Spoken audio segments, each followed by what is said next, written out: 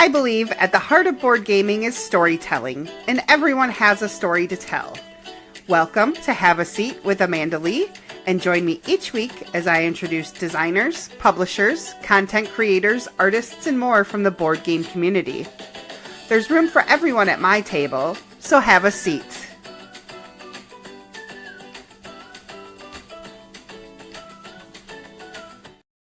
Hello and welcome to episode 9 of Have a Seat with Amanda Lee. I am your host, Amanda Lee Anderson, aka Empty Nest Board Mama on the gram.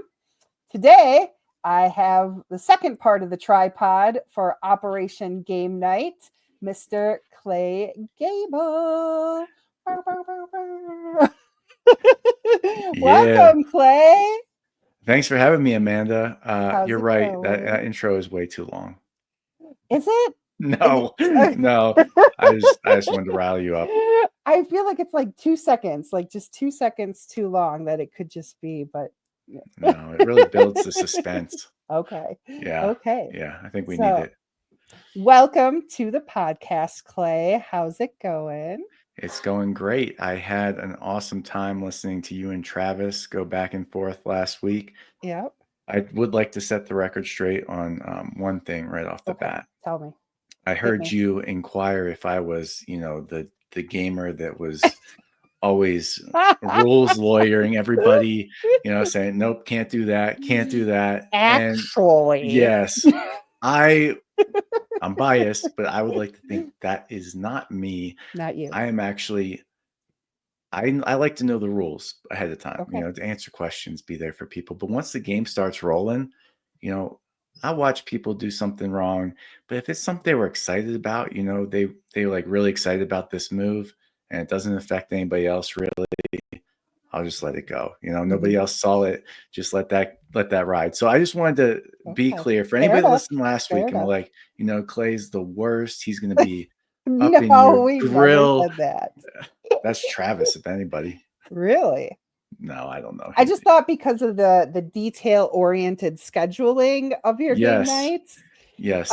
What I was listening to, I don't remember what episode it was, but when you were discussing your game night weekend, was that when Jared was there? Yeah. So it reminded me of my sister-in-law. And when her and my brother got married, they had a schedule of the wedding day.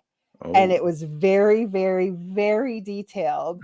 And there was one point in it where I believe it was like 6 minutes unaccounted for. And we still razz her to this day about like those 6. We're like, what do we do? What do we do? There's nothing on the schedule. I love that. That's definitely me. That I am definitely detail oriented in that way, just because I've hosted so many game nights and when things get a little too fluid and people start meandering a little too much, it's hard to get people back on track. Yeah, it's really hard to reel not everybody's on the in. same page. If you're trying to figure out what you're playing, who's playing on the fly, it's just it's hard as the host to be able to manage all that, especially with a bigger game group. So I just like to set the expectations up front.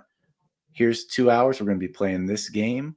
If you're in, please mark it down that you're in so we can, make sure you're all up to speed. But but that is to ensure people have maximum fun. Yeah. I don't know if it comes off that way or if it's just burdensome, but my intention is to make peak fun levels for everybody there. And once the games are being played, I don't want to get in the way of the fun. Okay, fair. Unless people are talking too much, and then I'll shut them down. Or what about if they take too long? Yeah, I'm more okay with that. I don't love waiting for. Or are you that guy? I am not. I take turns at light speed. Yes. When I have people over playing games, especially if I feel like I'm in like the host setting, my turn is like that. I barely even think about it. I lose a lot, but I just want to make sure everybody else is like getting them, not waiting for me, and they're not thinking this game sucks because they're waiting for me to puzzle stuff out. Yeah. Never playing with Clay again. Yeah, I know. I try and be a good time, except, I don't like people getting too distracted. Yes. But if they're thinking about their turn, like that means they're engaged with the game. That means they're, having a good time thinking about it. So I'm all for that. Awesome. Well, thank you for clarifying. Yes, of course. We've set the All in record good straight. fun. Yes, set the record straight. Yeah, So if anything, it's Travis. definitely Travis. Jared is still the wild card. Everybody can agree on that. Yes, there's no doubt there. All right. So, Clay, it is your turn to have a seat and tell me all about yourself. Yeah, okay. All right, here we go. So I'll try and make it a little relevant to, you know, Operation Game Night and Mhm. how I ended up being a board gaming podcaster. It's still weird to say. Extraordinaire. Yeah, but growing up, I was definitely on the jock scene, like all sports, Okay. all the time. Wrestling was my thing. It's Mhm. all I really cared about in life. But on the side, I did have some games I was passionate about. My one Okay. side of the family played a ton of cards, spades, and rummy. My other side of the family was big into party games. And so anytime we had family gatherings, I was always super into getting out those games and having fun with people. But that was pretty much the extent of my gaming growing up. Okay. As And a jock, yeah, were you a bully to the gaming no, nerds? no, absolutely not. So here we go. So I was a little bit nerdy because there was one class I took all 4 years of high school that was my favorite class, and it was TV production. And Okay. it had a lot of the nerds in there. We were on the Okay. computers, we were editing videos, we were doing the morning news, like it Okay. and that was Okay. my favorite class of all time. All right. I never thought I would do Were you the anything with it. anchor? I was sometimes. I was not a good anchor. I was probably We the need to get footage. Where there is this there footage? What high is school did you go to? Because uh I'm gonna call yeah, there's footage out there. It's me like squinting at the teleprompter, reading not great stuff from a TV personality standpoint, but I did like the editing behind the scenes type of them. deal. Which you are amazing at, may I Well, add. I'll So get into that in a second, but so flash forward. I meet Jared and Travis. We're all playing games together. We're all stationed here um, at the Air Force Academy together. Travis talked about last week. Mhm. We have this gaming group. It's awesome. We're always doing stuff. We all go our separate ways. And then Travis says he wants to start a podcast. And there is nothing I could think of that I would like less than doing a podcast. Really? I hate talking. I hate hearing myself talk. Stop. I so I said, yeah, That's sure. so surprising. I figured he was just full of crap and it would just blow Mhm. over. I was like, yeah, whatever. And so then Travis says, I see the group chat with him and Jared, and they're like, our microphones are on the way. And then, like the rush of adrenaline went into me. I'm like, they're serious. They actually want to do a podcast. So I Okay. ordered a microphone and, we started this thing, 36 weeks ago, and we've been doing it ever since. But Yeah. um, it has definitely put me outside my comfort zone. The first like 5 to 6 weeks, I hated every single week. I could barely sleep the night before. I'm just talking to Jared Really? and Travis, but Right. yeah, it gives me so much anxiety, trying Oh, to talk eloquently about things that oh. but Well, I've you do got a great well, job. thank you. I hope I'm getting better. But anyway, I we're taking huge time leaps here. I talked about high school, I talked about Okay. present time. Yep. But before all that, when I started getting into board gaming, I realized nobody else was really that into board gaming. Like nobody was watching the videos and buying the games all the time. Like Mhm. I had nobody to talk to. So I started my Instagram page, Cardboard and Clay, Mhm. just to kind of reach out to the community and, be able to interact with other people that were obsessed with what Stonemeyer Games was putting out next or, Yeah. the latest and greatest. And so I started that and it was great. I enjoyed it. And that kind of feeds back into my video production days. Like I had such a fun time when I discovered reels and I made some, I mean, they're pretty cheesy reels, but I had a lot of fun making them and they're on there to see. But Are they uh, still? yeah, yeah. So Oh, if you go back in I'm my gonna have to cardboard and clay, I've got some scroll back a little. yeah, I've got some ancient reels in there that I was, strutting my stuff, trying to Ooh. make a name for myself in the board game scene. And then It's exhausting, really, trying to keep up with that type of content creation, especially me personally. And I feel like most people are like this. You get a little bit perfectionisty about it, and you spend way too much 2 time trying. seconds. Yeah, 2 yeah, seconds on the yeah. intro. You spend way too much time trying to come up with the best way to do it, and then you edit and rewatch, and you're like, oh, this sucks, and it burned me out. And so Cardboard and Clay kind of died. And then we started up this Operation Game Night podcast in the wake of that, and it has given me a chance to kind of touch the part of this I do like, is editing the videos and working on the graphics and things like that. I have to like actively stop myself from trying to dive in too deep. Like Over editing. yeah, because I seriously could spend all day messing around that computer, but I got a wife, I got kids, I got a job. It's already enough that Responsibilities. it's already enough that I hop on for hours every week to chat with Jared and Travis, and then do the basic editing I do already. But yeah, I could really unleash myself if I wanted to in that editing software. So I just have to like be like, you know what, you get an hour a week to edit, and that's it. Okay. But That's so that scheduled. So is yeah, that the that job that you're looking for? Are you looking for like no, an editing? Come on, why I'm not? Do not. something you're passionate about.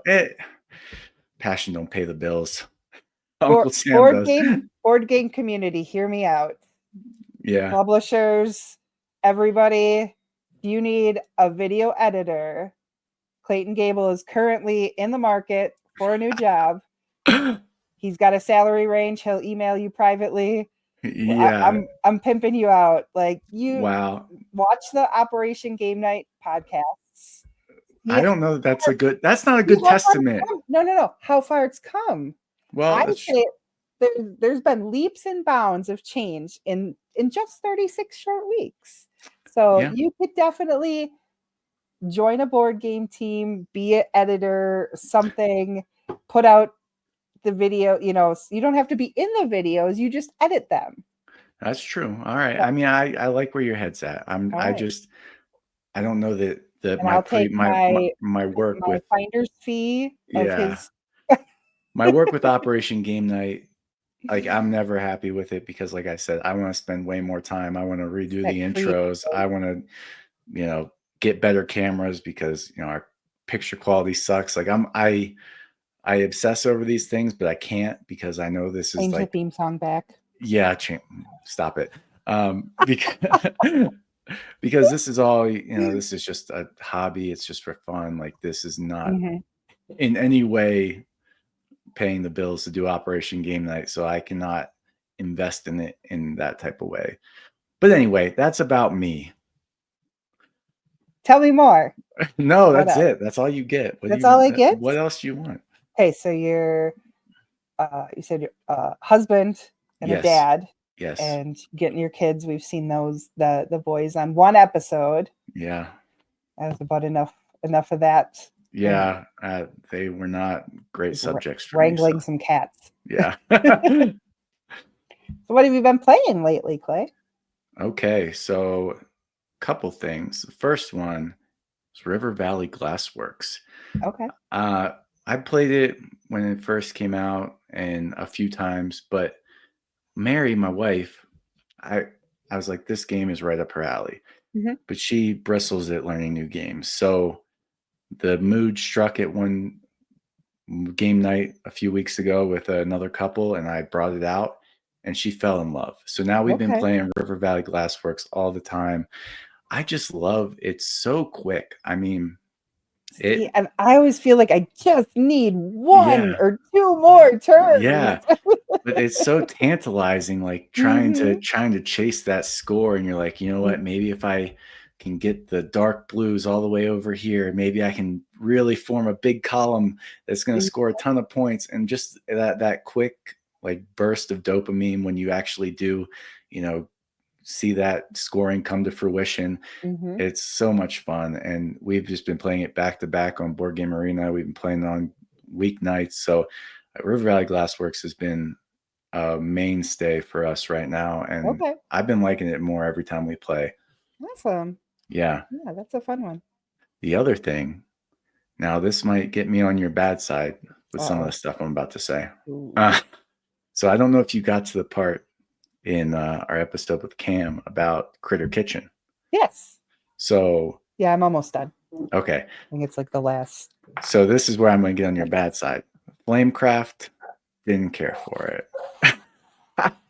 No, that's fair. It's Yeah. fair. So what Cam said about it is a very valid point, that you have, once you kind of have a strategy, you kind of just do the same thing every game. That's fair, because you're going for gold. That's it. You're trying to get the most points, because can you hear my dogs? A little bit. Okay. Buttheads. Yeah. But yeah, like you're going for gold because there's not really, I mean, you have a potential couple cards for endgame scoring, but really you're trying to do as much as you can before the end of the game. Yeah. So you're just trying, go for gold, go for gold, go for gold. And I think it's such buttheads. They just announced Flamecraft Duels. I saw. Tuesday. It launched on Kickstarter, and there are Flamecraft expansions. So they have like teams now, and there's new cards, new dragons. So I think they've heard, and I'm hoping have listened to kind of the people that I think. It's a very valid point. I love Flamecraft probably more so for the art. Yes. And then anything. And that's what most people say, but I do really enjoy playing it. I really do, because it's the looking at the cards. Like, oh my God, he's so cute. And like, look at this name. It's punny, and collecting the stuff. So I really do enjoy it, but there is some improvement to be made to make it a little bit more meaty. It's not just such to elevate it just a little bit. Yeah, and it's not that I just want a meteor game. I don't know. Like there was a lot of stuff I liked that it was doing. It was, I mean, mainly like you said, not even the art. The art's great, but the puns and the names of the shop, like those just made me giddy. Yes. And like it was a game I really wanted to love because of those things, and the fact that every dragon of the bread type has the same ability. Like I like that because it's simple, but it also it just made it too just wasn't simple. not the I don't know if it's too simple or if it just wasn't like that interesting of decisions I felt like I was making. It's like, do I go here and get a bunch of resources, or do I go here and get a bunch of resources? It's like it just felt like it was it was an abundant game where I felt like I could pretty much do whatever I wanted. Yeah. And it was not with being able to have enough. 7 of each resource, like, seems excessive. Yeah. I think I've heard a lot of people played, the first time before really realizing it, that they played 7 resources total, and that definitely would make it a little bit more interesting. Yeah. So anyway, that's just so Critter Kitchen came out, and I knew it was from the Flamecraft team. So I was hesitant to get too excited about the gameplay because I felt a little burnt by my Flamecraft dragons. Sorry. And after Cam, on trade, has it left your collection? It's gone. Flamecraft's been gone. God. Yeah. But after I heard Cam talk about Critter Kitchen on our podcast, and he described the resource gathering in it, where you almost like bid for priority at these locations, I was hooked. Like that core mechanism sounded so interesting to me, sending out your little fast mouse to grab one that gets to go first, and your boar that you can send and hope maybe nobody else goes there, and you can take 3 things that you want. Everything. Yeah. And so I got Critter Kitchen immediately after that conversation with Cam, and I brought it home and unboxed it with the kids, and we played right away. And I can tell that it's going to have legs for me because, one, it's basically an auction, right? And I love auction games.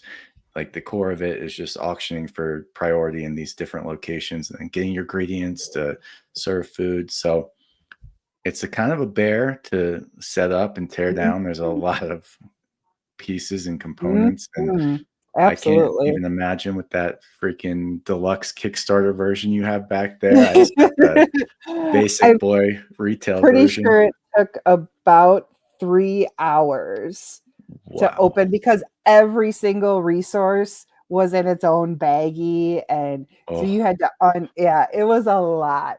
So I sat holy here at cow. the table for probably about 3 hours getting it all organized, but the way that it fits in that box, oh, chef's Nice. kiss. Oh It's man, you're making me want the perfect. big one. I Yes. gotta no, I can't do it. But anyway, I really enjoyed my first play of Critter Kitchen, and I'm excited to play it some more because going out to the locations to grab your ingredients. Mhm. I just paused it by mistake because the dogs are barking. I was trying to just mute myself, but I did the wrong button. Well, somebody missed a couple words I said, and it's It'll gonna be be devastating. Yeah. okay. So that's what I've been playing. What have you been playing? So I just want to tell you, Uh-oh. or make a recommendation. Yeah. If you like auction type games, have you played Potions of Azurland? No, I heard you talk about it with your Gray is his Yeah, name, right? Gray's the Yeah. designer. Yeah. So that game, oh, you would love it. And I don't know if you watched the whole video when Gray and I Yeah. talked, but basically before every round, everybody has this priority track, and there's 5 different actions you take each round, and you've got these little tiles numbered 1 through 5, and Yeah. you're going to place your number where you want your priority. So, like if you want to forage to gather resources and you really need resources, that might be your priority 1. Or if you really want to fulfill the contracts, you've got lots of potions and you see all these people coming into town and you want to grab those people, then that would be your number 1. So I think you would really like that game. Oh yeah. It's Auctions awesome. are I can't remember. We did our like top 5 favorite mechanisms, and auctions was either like 2 or 3 for me. So I am always interested in game. If I hear it has an auction, I love that stuff. So I will definitely check that one out. It is on BGA. However, I do recommend such buttheads. I'm gonna pause. So Okay. okay, we're back. Nice. Dogs are no longer barking. So yeah, Potions of Azurland is on BGA. However, I don't know. How do you learn? No, you're click through on BGA. Yeah, I'm You're a click through. Don't freaking do it. I'm the That's a worst that's on a BJ. hands-on one. Yeah. I play it on BGA, and I feel like even though I know the game, I feel like I'm just clicking through. Yeah, that's the So if worst. you're a hands-on learner like me, definitely Yeah. get your hands on it. Potions of Azurland. It's Okay. actually right up there behind the Behind the gumball machine or behind whatever the that is? gumball machine with dice and pieces in it. Nice. I think I did see that at Petrie's the last time I was there, so Mhm. I'll have to get my grubby mitts on it. Yeah. So what have I been playing lately? Yeah. I have been playing um Windmill Valley. I played with some girlfriends last week, and I really enjoyed that. Just worker placement. Have you played Windmill Valley? No, it sounds heavy. No. See, that's what Some I thought too. Yeah. I'm very board game intimidated. Like if I Yeah. see something and I'm like, ooh, no, not for me. But I Yeah. am a hands-on learner. So I'll watch a video and that helps, but I have to have somebody that I can ask questions, somebody Mm, who knows it or what have you. But I yeah. definitely I'm a hands-on learner. So Windmill Valley, we played. I just learned Alhambra on Oh, BGA. okay. Have you played that before? No, but I That's see an it all older the time. one.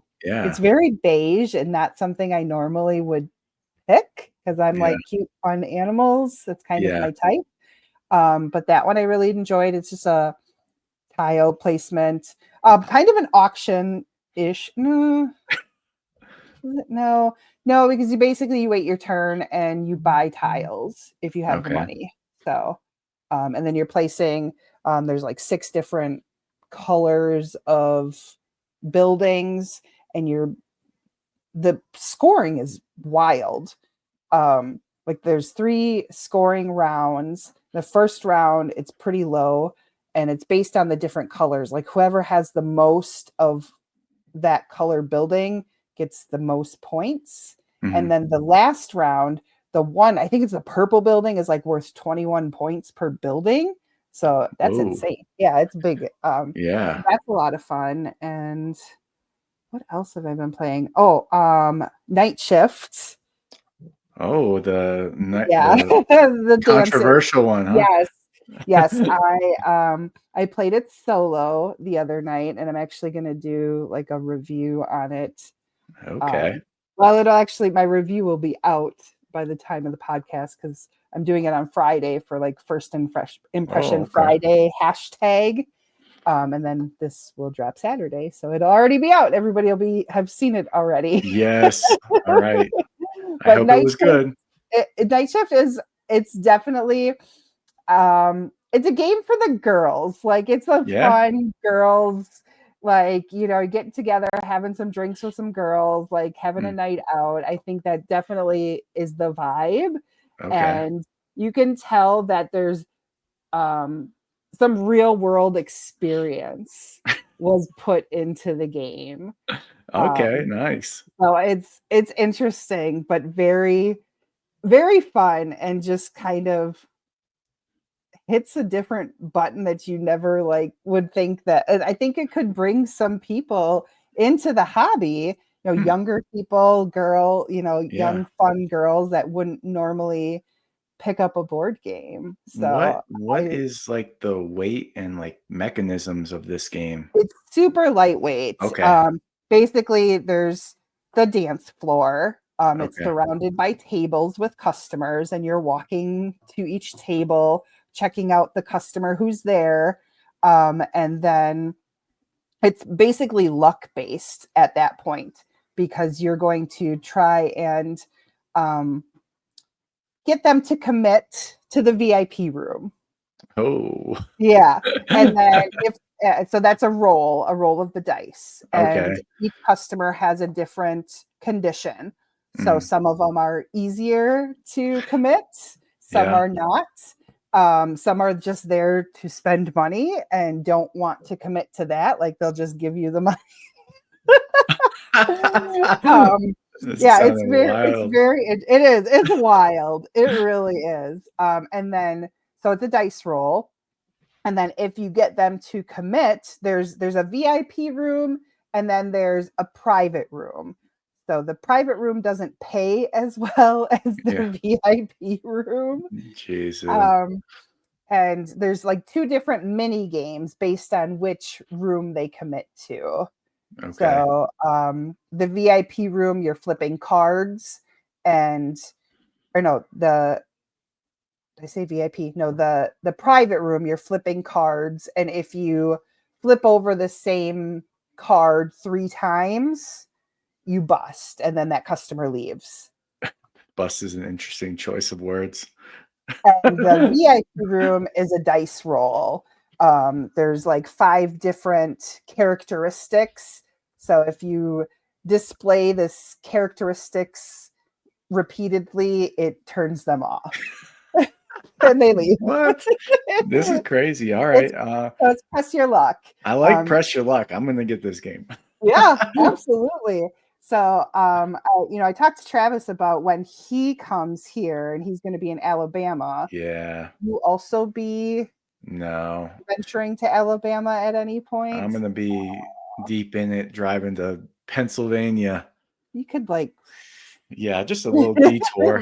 little slight detour. Yeah, I'm sure Mary will be happy for that. She'll love that. Yeah. Yeah. Okay. Well, then December at PAX. If you haven't Yes. played it by then, Okay. Well, I'll I bring it don't. with me. Hey, patience isn't exactly my strong suit. If you haven't Oh, gathered really? from Because what you from you just get games, and you don't get the games immediately. yeah, I literally got off the call with Cam last week and immediately grabbed Critter Kitchen off the just because. counter, like, hey, Yeah. can you check me out after hours? Yeah. So yeah, I'm not a waiter. All right. But we'll see. Maybe it won't be easy to get. I haven't seen it, so Yeah, I just got my copy, my Kickstarter, okay. Last week, and I know they're still fulfilling. So I don't know. I'm not sure what the timeline is for retail. So Was there any like racy Kickstarter deluxe components? So there are minis. Okay. And they match the dancers. I mean, they're okay. I'll show you later. Okay. Yeah. Family friendly podcast. Yes. But yeah, that's probably and Deep Regrets. That's another one that I played solo, and everybody's talking about. Everybody is talking about that game. People are getting me wild about that game. Yeah, that one's another one you gotta get your mitts on. I know, it's on my eBay. I'm about close to paying an arm and a leg for it. Ooh, ouch! Don't do that. Just give it a month. Or so once the hype dies down, and but however, they did announce that Even Deeper Regrets is like the next Kickstarter. I think that's coming soon. It's an expansion. So I don't know, maybe you'll get lucky, but that might not. Yeah, we'll see. Maybe Cam will give you a discount for the multiple shout outs to. Yeah, he probably should. And keep that place in business. Yeah. So other than that, what is next for Clay and Operation Game Night? What can we do? How can we cheer you on? Where can we find you? Tell me all the things. Okay, real quick aside before I do that, in our closing segment here, I would like to apologize to Have a Seat with Amanda Lee, because I feel like I fumbled your inaugural Teach Me Tuesday, and I have not seen any more Teach Me Tuesday. Just because I taught you the rules wrong doesn't mean you had to stop. No, okay, so that absolutely had nothing to do with you and my lack of like preparation. Like I got one person to commit, and I'm like, yeah, we're doing it. So okay, it was unfair to everybody to just expect a bunch of my friends to be able to take Tuesday off and teach me a game. So I think, and I've actually been thinking a lot about this, that Teach Me Tuesday is going to be like me teach Tuesday. Like, well, it's gonna go, okay, instead of having the expectation of other people to be available to teach me a game. And so I think I'm gonna pick a game of the week and put it out there for everybody. Okay. Well, So. I thought maybe you just had such a bad experience with No, me teaching you Hanamakoji the wrong way that you're like, absolutely let's not. shut it down. This segment doesn't work. I mean, if you want to bring it back, we can try it again with a different game. Yeah, I'll see what else I don't know the rules to that I can teach you. Yeah, no apology needed, Clay. It was a great experience. I had fun. The only thing is, like, when you're playing, I don't like that you can only see. I need to know how we could go back and forth. So like see your screen, see my screen, but I don't have that. I mean, I know we could hear through StreamYard, but I don't have that kind of like, I couldn't be clicking away. I'd need somebody here working the buttons. You can have somebody backstage doing that. It's StreamYard's pretty cool. Yeah. But anyway, I just wanted to, I had been carrying guilt, feeling that I ruined Teach Me Tuesday. No, not at all. I wanted to clear the air here in front of everybody on. No, and I think part of it was my fault too, simply because I'm not a BGA learner, and I don't think I was fully like engaged in your teach. So that's on me. Well, because I was like, wait, what? Pretty sure halfway through, I think I realized what I was supposed to be doing, and you were like, I explained that. Well, I explained it wrong, so it's better than nothing. But we can bear the weight, the burden together. Okay. No All right. hard feelings. We'll go down with this ship. Anyways, Yeah. now that that's out of the way, my apology tour. Mm-hmm. You can find me at Cardboard and Clay on Instagram, pretty much a defunct account, but there are some good reels from back in the day that you can I'm gonna go check check those out. out. And Those are gonna be part occasionally of I my do promo. my Sunday stats for Amanda so that she can post them out there. I'm sure she loves just having another person's thing she has to No, I love it. I love reshare. seeing Sunday stats because I find out about so many games through it because I'm like, I've never heard of that. I've never heard of it. So that Abyss, Yeah. I found out about through Sunday stats because it Oh, was in somebody's 9x9 grid and it was the middle picture. It wasn't that one. It was the blue, Abyss has a bunch of different colors. yeah. I think it's 5 different colors. It has the blue guy. Yeah. And I was just like, what is that game? I just like it was so hauntingly beautiful. Just Yeah. a deep sea god, I just loved it. So I had to find out what that game was, and now I'm obsessed. So Oh, I wow. actually All got right. that. That's it's actually a box that somebody No was, way. yeah, they were getting rid of the game because there was some missing pieces. So that's the That's cool. actual, I that's like one of the that. covers. That's awesome. My Well, cover. I will keep doing my Sunday stats for you then, Yes, please when I do. remember to. But our main thing is the Operation Game Night podcast. So you can Mhm, find us on Spotify, YouTube, mhm.